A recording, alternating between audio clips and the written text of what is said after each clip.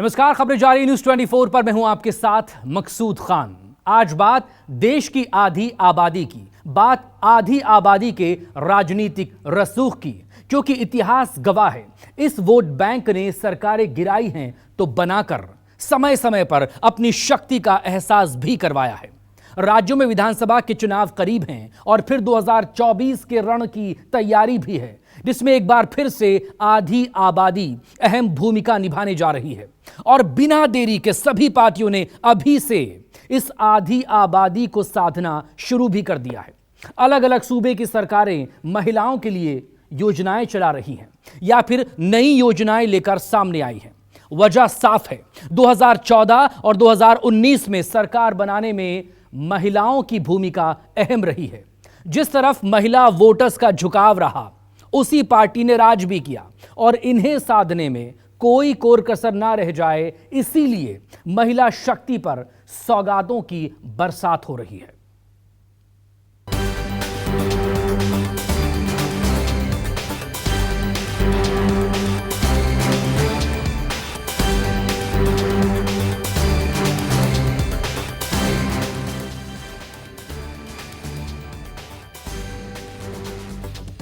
आधी आबादी पर फोकस, 2024 के जीत फिक्स।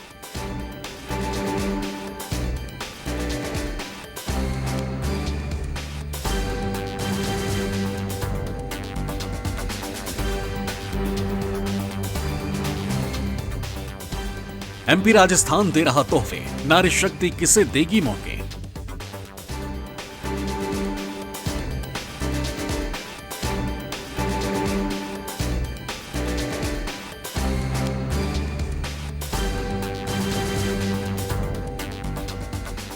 महिलाओं से लुभावने वाले या सिर्फ वोट पाने के इरादे।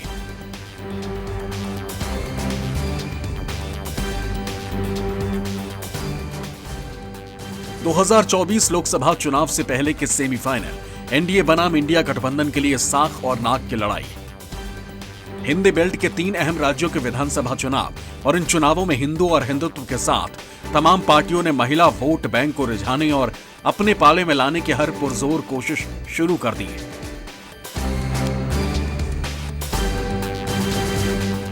मध्य प्रदेश में इस बार सत्ता में बैठी बीजेपी एक बार फिर सत्ता को हासिल करने की कोशिश में जुट गई है।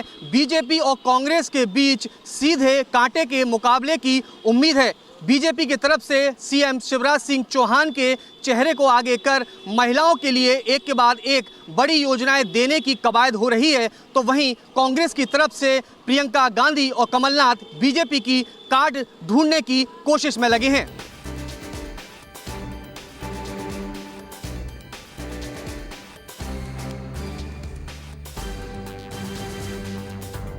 ग्वालियर में सीएम शिवराज सिंह ने केंद्रीय मंत्री ज्योतिरादित्य सिंधिया के साथ सबसे पहले प्रसिद्ध अचलेश्वर महादेव मंदिर में पूजन अर्चना की। जनदर्शन यात्रा के लिए निकले सीएम शिवराज सिंह ने सिंगल क्लिक के जरिए प्रदेश के 1.25 करोड़ से अधिक महिलाओं के खाते में मुख्यमंत्री लाडली बहना योजना की चौथी किस्त ट्रांसफर की।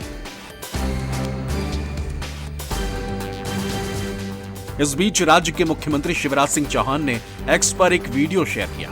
वीडियो शेयर करते हुए शिवराज सिंह चौहान ने मध्य प्रदेश की बहनों के साथ 10 लम्हों को याद किया। लाडली बहना योजना की किस्त ट्रांसफर से पहले वीडियो को शेयर करते हुए शिवराज सिंह चौहान ने एक्स पर लिखा, मेरी बहनों, मैं जब भी तुम्हारे साथ होता हूं तो वो पल अपने आप खास हो जाता है। आज फिर आपसे मिलने का दिन है, क्योंकि आज 10 तारीख है। दोपहर 2 बजे मैं आप सबसे मिलूंगा और खाते में पैसे भी डालूंगा। आप सब तैयार रहना, आपकी तरह मैं भी बहुत उत्साहित हूं। मुख्यमंत्री शिवराज सिंह चौहान पहले ही ऐलान कर चुके हैं कि लाडली योजना के आगे का उनका मिशन है बहनों की आमदनी घर का कामकाज करते हुए 10,000 रुपए महीना करना। और सीएम शिवराज ने इस ऐलान के साथ विरोधी कांग्रेस की परेशानियों को बढ़ा दिया है।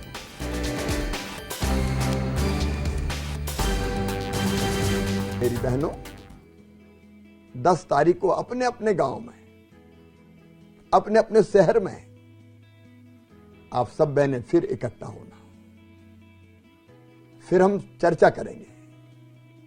और याद रखना, मेरा अगला मिशन है मुख्यमंत्री लाडली बहना योजना के आगे मुझे अपनी हर बहन की आमदनी घर का कामकाज करते हुए 10,000 रुपया महीना करनी है।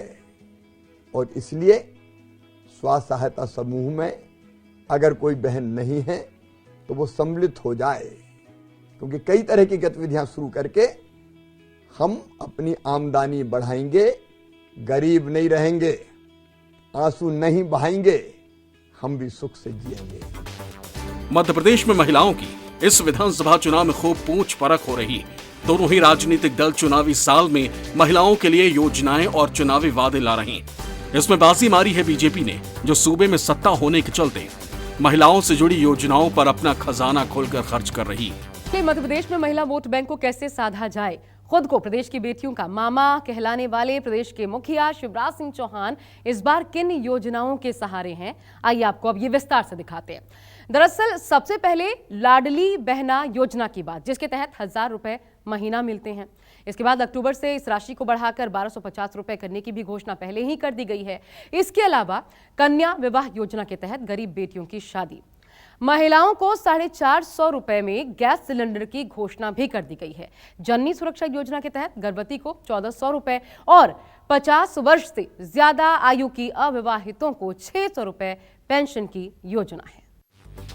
मध्य प्रदेश सरकार ने महिलाओं को लुभाने के लिए न सिर्फ योजनाएं शुरू की हैं, बल्कि इन योजनाओं पर खुलकर पैसा भी खर्च किया जा रहा है। शिवराज सरकार ने महिलाओं के लिए 2023-24 के बजट में कुल 1,02,976 करोड़ रुपए का प्रावधान रखा है, जिसके तहत लाडली बहना योजना का बजट 5,000 करोड़ रुपए, जबकि आंगनवाड़ी कार्यकर्ताओं के लिए 660 करोड़ रुपए रखे गए। लाडली लक्ष्मी योजना 929 करोड़ रुपए, कन्या विवाह और निकाह योजना पर 80 करोड़। प्रदेश में महिला वोटरों का महत्व विपक्ष में बैठी कांग्रेस भी जानती है, इसलिए कांग्रेस ने शिवराज की लाडली बहना योजना की काट के लिए नारी सम्मान योजना शुरू करने का वादा किया है, जिसके तहत महिलाओं को हर महीने 1,500 रुपए दिए जाएंगे, तो वहीं 500 रुपए में गैस सिलेंडर भी दिया जाएगा। ये कहते हैं हम 1,100 देंगे, हम 1,000 रुपए देंगे।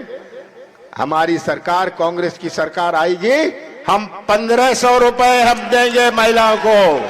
और 1,500 रुपए चाहिए, बताइए 1,500 रुपए महिलाओं को चाहिए। और गैस सिलेंडर कितना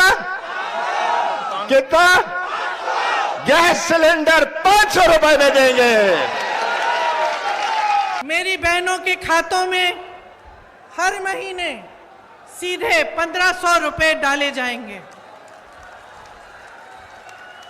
जो गैस का सिलेंडर आज आपको 1,000 रुपए से कम में नहीं मिल रहा है, आपको 500 रुपए में दिलवाया जाएगा। अब आपको बताते हैं कि आखिर क्यों महिलाओं पर ही भाजपा कांग्रेस ने इस समय पूरी चुनावी राजनीति केंद्रित कर दी है।